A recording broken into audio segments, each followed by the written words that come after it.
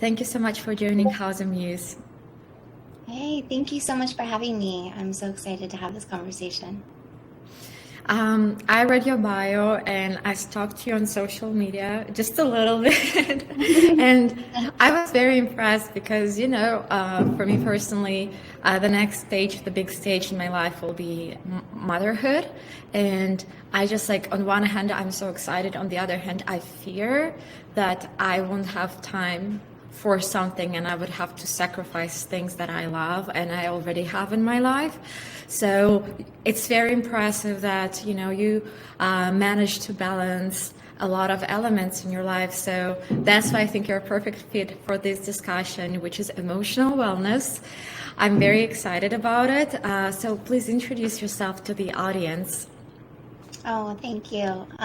Yeah, so my name is Chelsea, and I am a holistic teacher, coach. I'm a yoga instructor, personal trainer. I have a long background in wellness.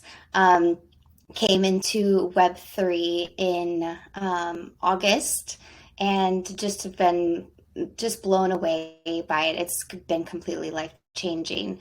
I've been on my own and worked with other projects, and then now I am with Stardust Society.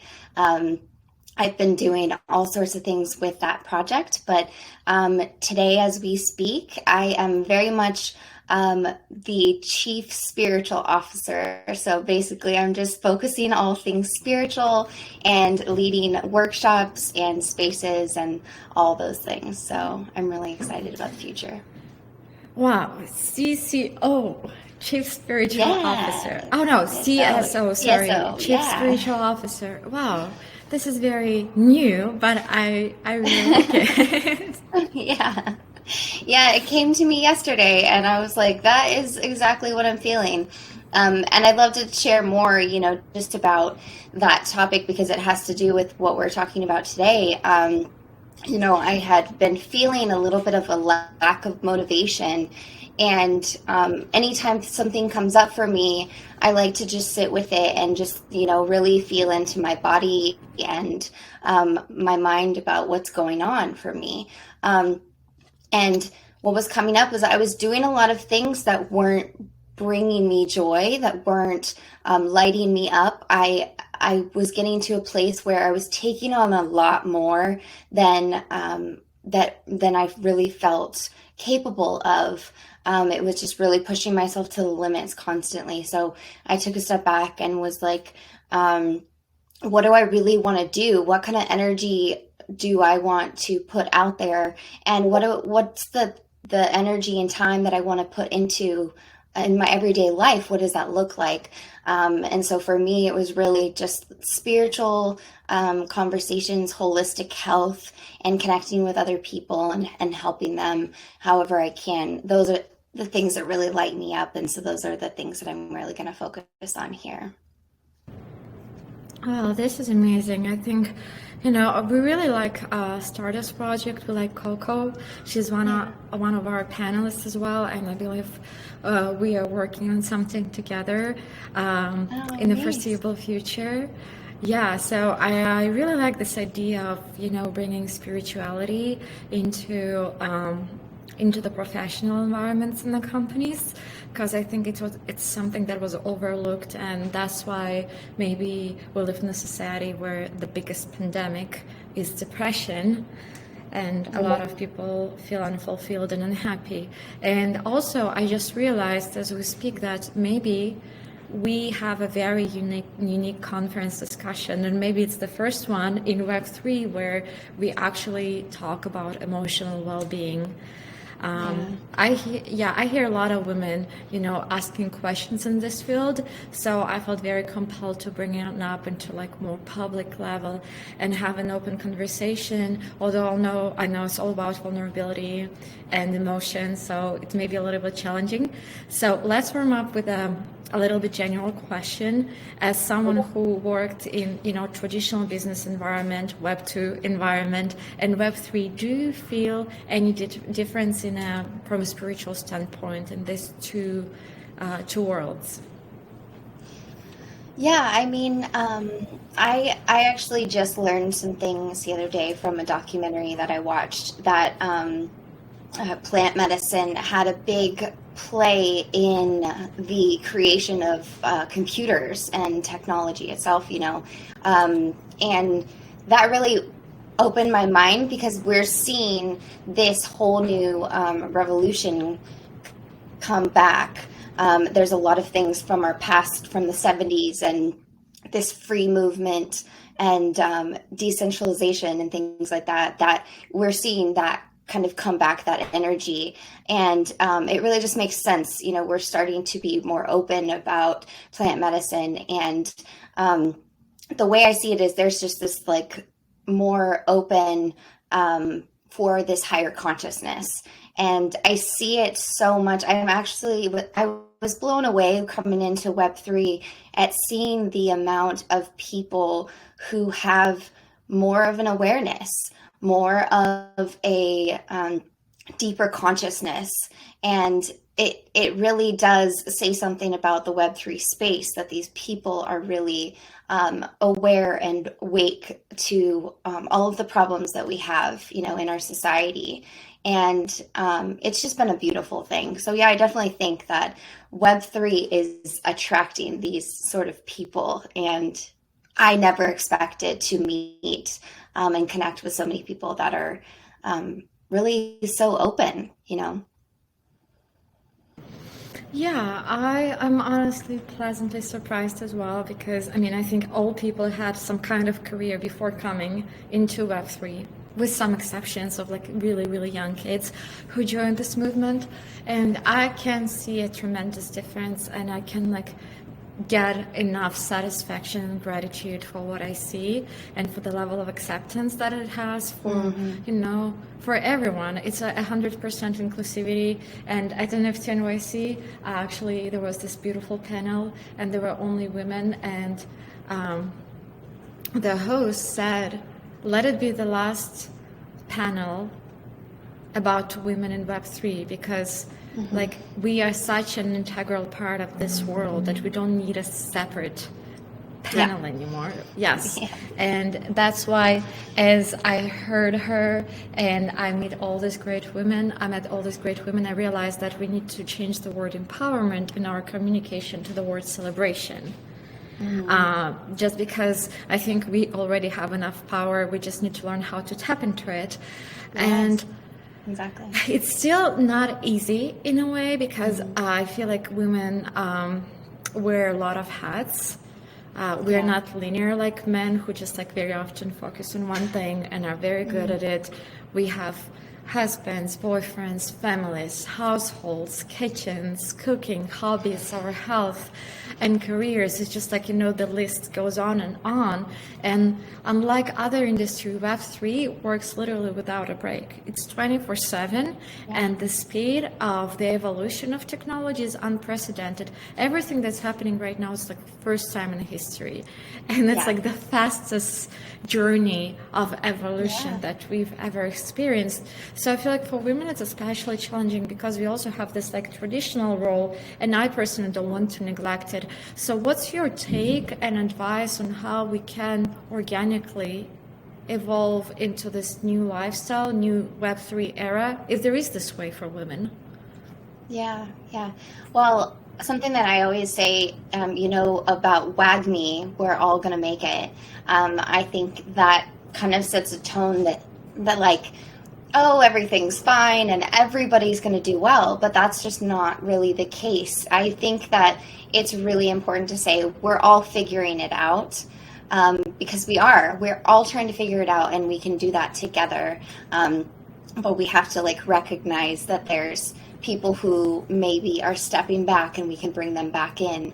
But I mean, I have so many things on this topic because I think there are so many things that we forget and we put by the wayside. Once people get into Web3, they really are like feeling this pressure as if they're behind already. So being able to set that aside and be mindful and know that like, however we can be present is so important. And being present when we are present, we're able to, like I said earlier, really tap into like our feelings physically, our feelings emotionally, and be able to stay on top of those things that we really need in our lives, like self-care and things like that.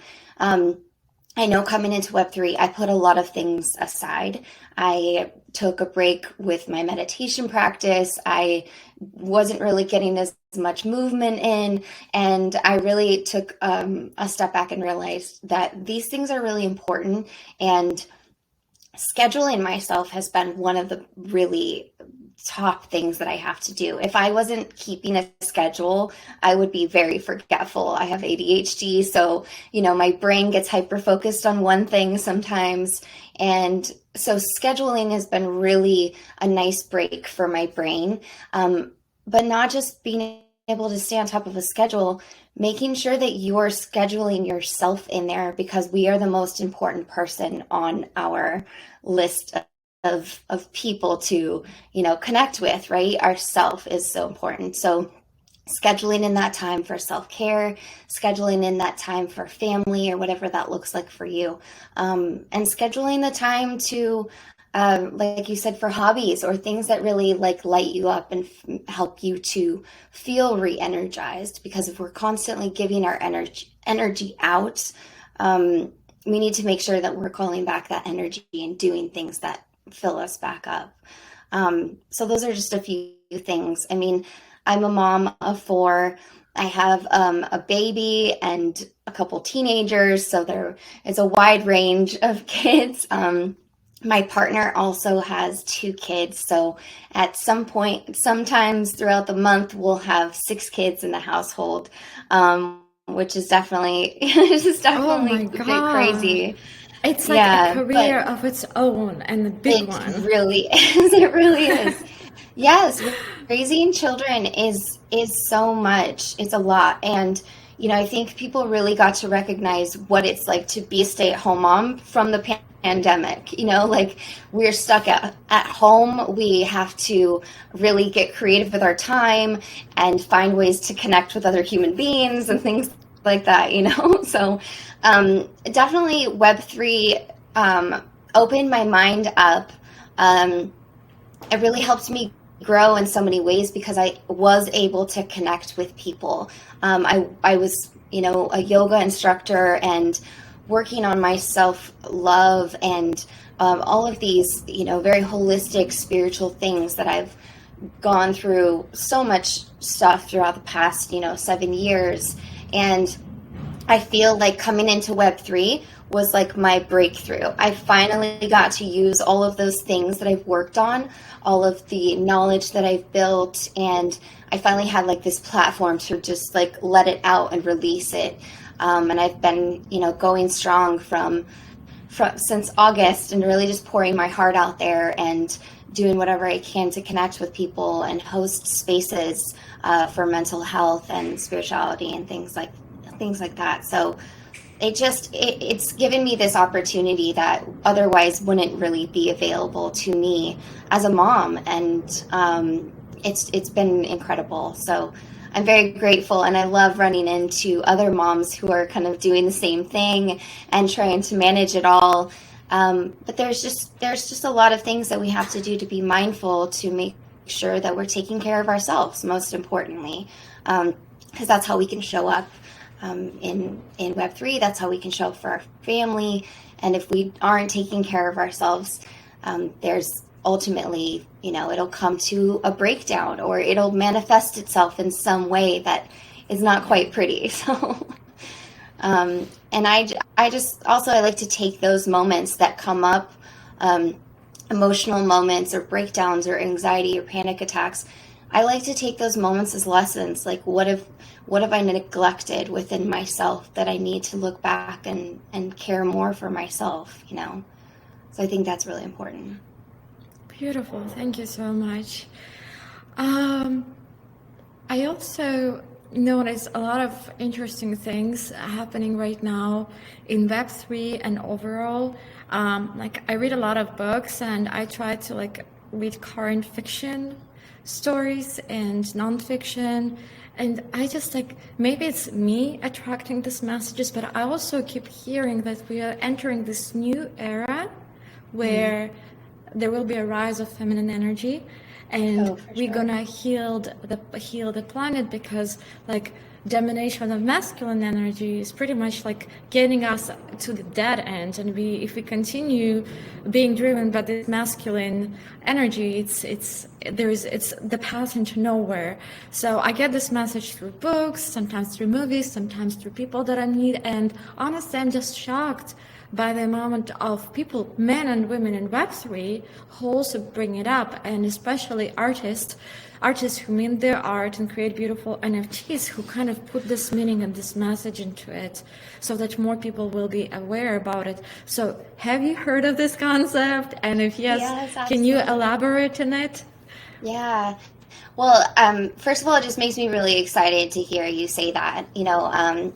I've heard so much more about energy and all of these things that, I've been aware and awake to and passionate about for a really long time. So to see this rise and this openness for spirituality and talking about energy and things like that, it makes me so excited. It just really lights me up.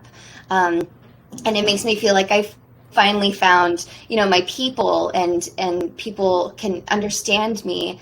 And I do think that we've had this really long rise of masculine energy for such a long time. And it's masculine energy is within all sexes. It's part of women, it's part of non-binary. We all have masculine energy and feminine energy within us. And so the way I see it is we've had this push for go, go, go, do. And it's been something that's been a really long time coming where it's eventually going to break. And that's within our lives, and a society as a whole. If we continue to push and push and push, it's not sustainable. There is going to be a break. There is going to be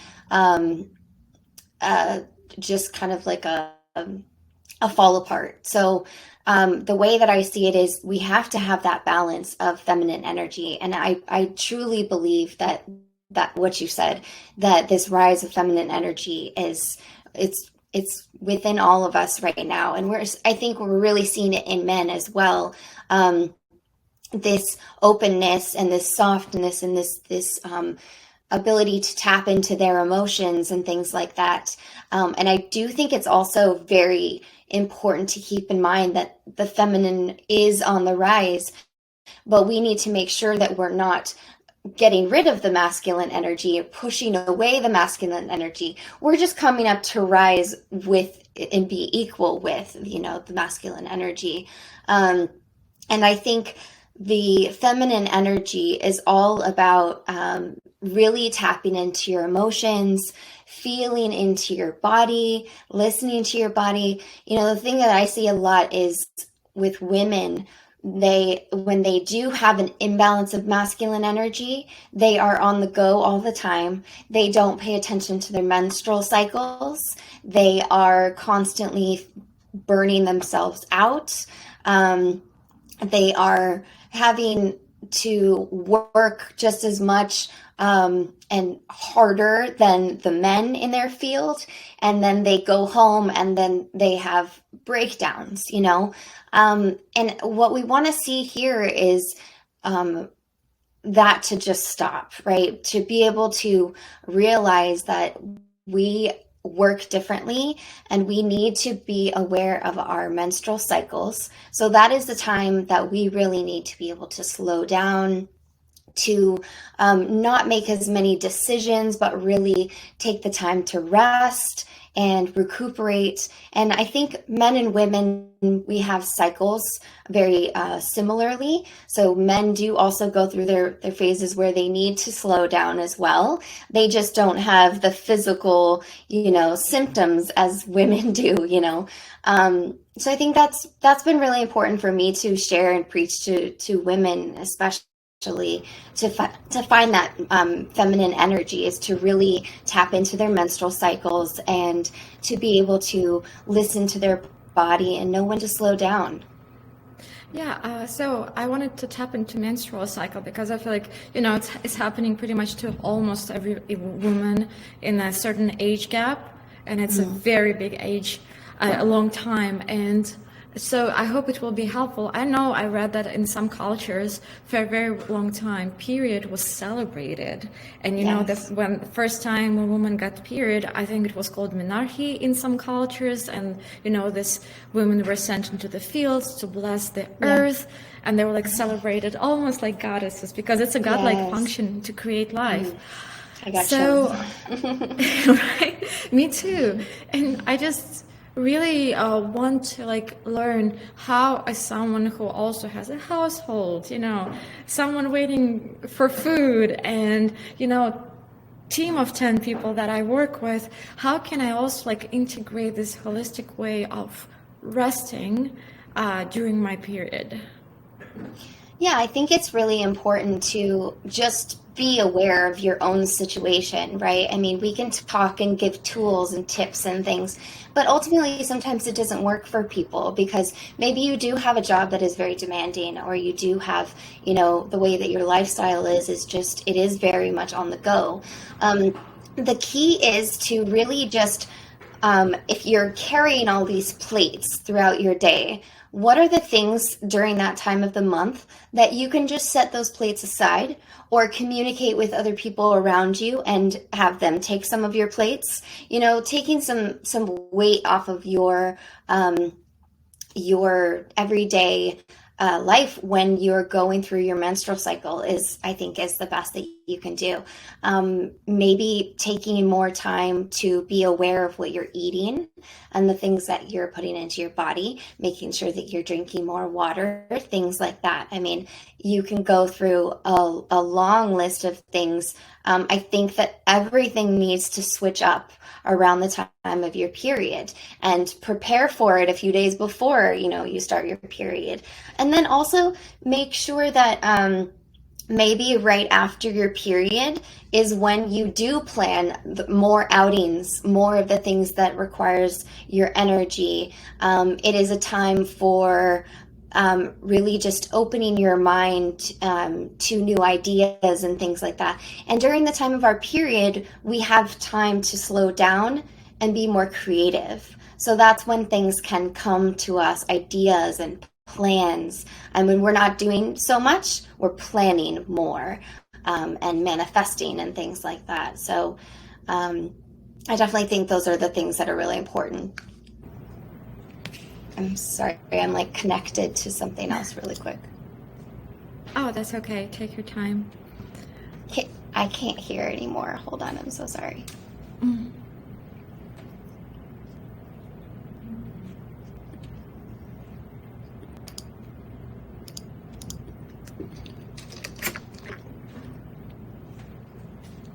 I'm so sorry. I think it connected to my iPad. Can you just give me 1 second? I'm so sorry. Oh, sure. Yes, it's okay. We're gonna cut it out. Okay, 1 second. Sorry.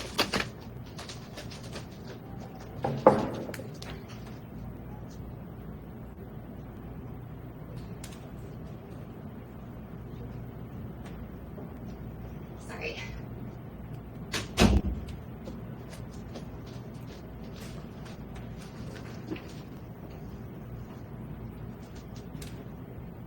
I'm so sorry. Can you hear me now?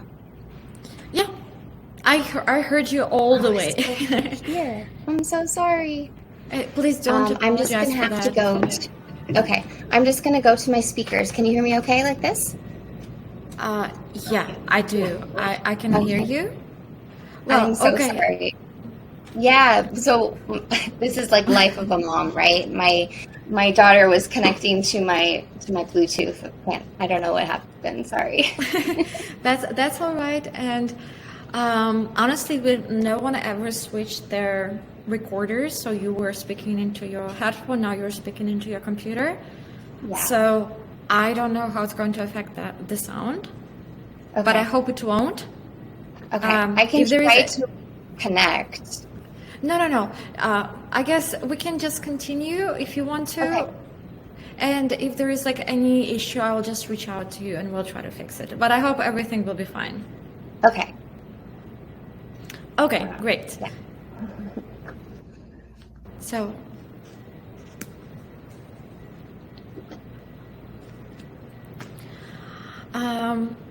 Chelsea, I feel like this topic is so looked and under discussed in the community. So I really appreciate that Stardust does this spaces where you share the information, and please count our team in because we have a lot of females, great women who lead Stardust and co-create. So we'll be happy to join and to share and to learn from you.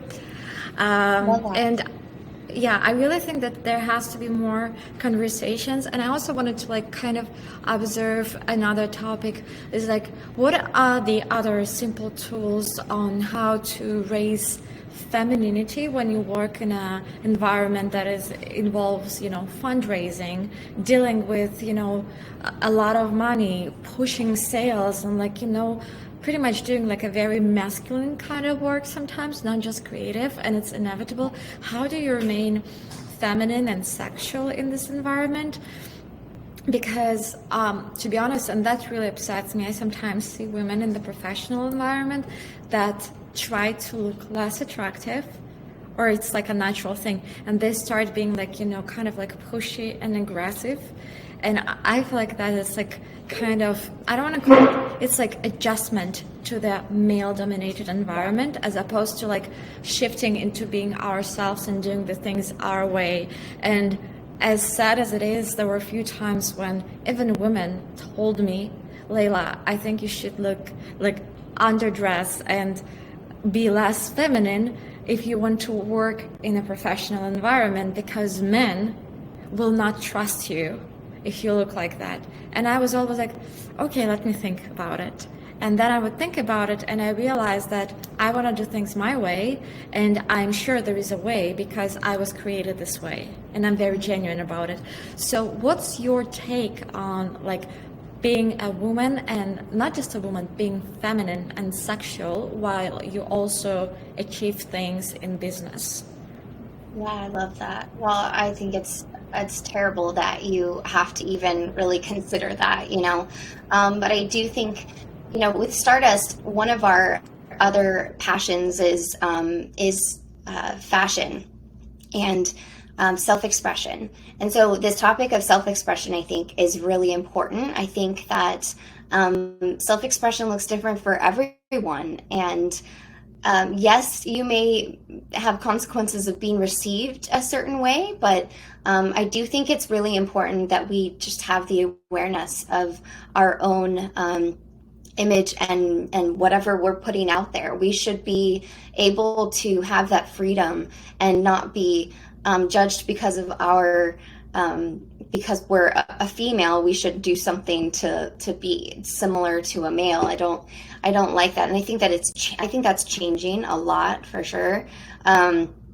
So I think that it's just really important to tap into, like you said, you took that information, you received it, and you sat with it, and you intuitively said, you know what, that doesn't work for me, and that doesn't feel right. So I'm not gonna choose to do that.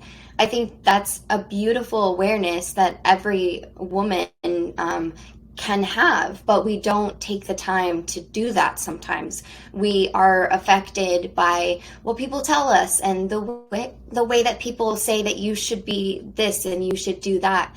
I think with the feminine energy, it is really this beautiful inner knowing of what feels right to us. And the more that we are able to empower women and help them to be aware of this power that they have within them, that they don't have to succumb to what everybody else tells them or what society says that they need to be.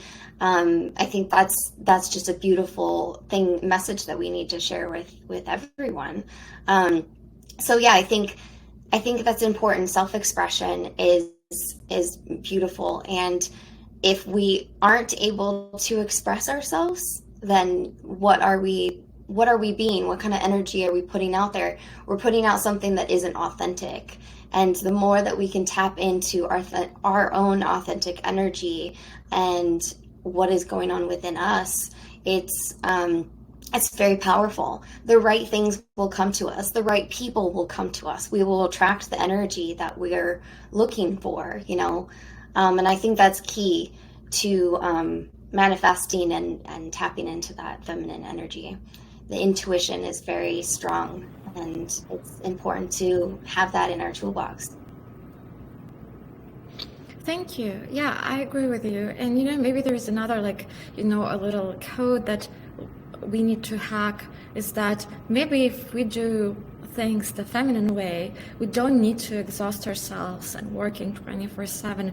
Maybe women's creative energy is so much more powerful because, you know, we're blessed to create lives.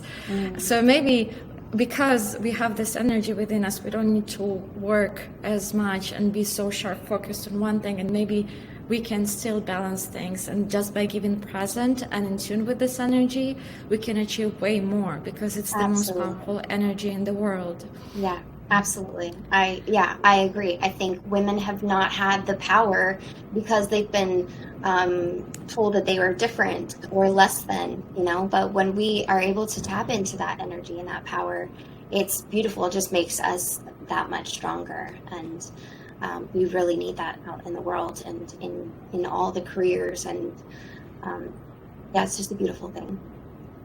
Yeah, you know, I also recently been to Metropolitan Museum, and I just was mesmerized how in ancient times and medieval times and Renaissance, women have been cherished for their beautiful bodies, for being mothers. You know, it was like literally they were put on big thrones and the crowns were put on their heads.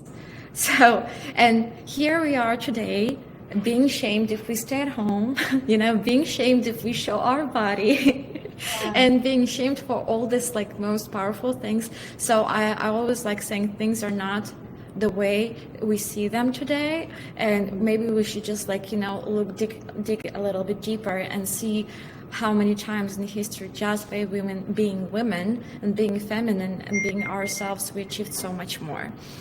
So I think it's a very powerful message for women in Web3. And since we're standing at the very foundation of things, I hope with like having these conversations and you at Stardust hosting these Twitter spaces, we will manage to kind of set the tone and inspire more women to do things in a more honest, organic way. Yeah. And maybe let's wrap up this 30-minute session that, by the way, flew by so fast, with some practical advice. I mean, I'm one of these women who's seeking for a lot of, you know, encouragement and recommendations in terms of like staying afloat and in terms of like managing all these pieces of the puzzle in life. But I'm sure there are a lot of other women, young women, older women, who maybe want to hear some recommendations as well, who want to, you know, stay fit and be healthy and wear beautiful clothes and be trendy, but also be successful and have enough money on their bank account and have, you know, a loved and loving boyfriend or a husband and all these awesome elements. So what are the recommendations that you can give to these women? Yeah. Well, first off, I just want to say I love that you go back into history and looking at all of the different ways that we once worked, and we were talking about that a little bit with the menstrual cycles and how that was very much celebrated. So I do think that bringing that back and how can we celebrate ourselves, that's something that should be in the forefront of our minds of what am I doing to celebrate myself today, even if it's the tiniest little thing. You know, I think that's really important. And having that support around you is important too. Having friends that also are kind of on the same level with taking care of themselves and celebrating themselves, so you can continue to celebrate each other together as well. I think for me, I wrote down a few things. because the first thing is writing things down, making goals and plans and wishes, manifestations, releasing things, releasing your fears through writing them down, and scheduling. We talked about a bit about that as well. So definitely taking those times to write those things out and making them important, because when we write things out, it brings power to them. We talked about scheduling yourself, making sure that you're scheduling that VIP time for yourself, that self-care. Whatever the things are that make you feel good, that light you up, make sure that you're putting that in your schedule, and making time for family if you have a family as well. And then taking time to do things that maybe felt good when you were a child. What are the things that you liked to do when you were little? Like, I love to climb and I love to do art. So those are the same things that I try to bring into my everyday life now. I love hiking, and so I try to get out and get some grounding time in nature and hike. I also like to spend time on my art because I love to paint and do any kind of creative outlet. Making sure that intimacy is a part of your everyday life is so important, whether that's with a partner or with yourself. I think finding that intimate time for that release is very important to our sexuality. And it also helps us to be more in tune with that and intuition, because that's where that really comes from, that creative juices and that the tapping into your inner intuition. Being able to slow down and listen to your body. We talked about that, making sure that you're taking time to ground yourself and connect with nature, because that is a part of us. Making sure you're drinking water, of course. And then the last thing I like to share a lot is taking breaks. And taking breaks, when we talk about breaks, sometimes people choose to not take breaks because they think it's this big thing that they have to step away and they're going to miss out. And that's really just not the case. We can choose to take breaks at any time throughout our day. So what I tell people on Spaces is, whatever you're doing where you can mindfully connect with yourself and say, what am I feeling right now? I'm feeling a little bit tight and stressed. Take a moment to take a deep breath and hold it and release it. And just that moment, that took 3 seconds, that is something that will be completely re-energizing to your day. And if you take these little moments of awareness throughout your day, it will continue to push you and continue to give you that energy that you need. So I think even just keeping the breaks small are important, but also if you need to take a large break, take that self-care time, breathe, move your body, find something that feels good to you, dancing, fitness, whatever gets you excited, make sure you make time for that. So breath is something that's completely changed my life. So that's the last thing I want to say. It's huge. It's restorative. It helps with anxiety, all of the things. So make sure you're taking time to breathe. Yeah, it's very important not to forget to breathe. It's a great advice. Well, I mean, there is so much to take in, and it's a complex topic because it's something intangible.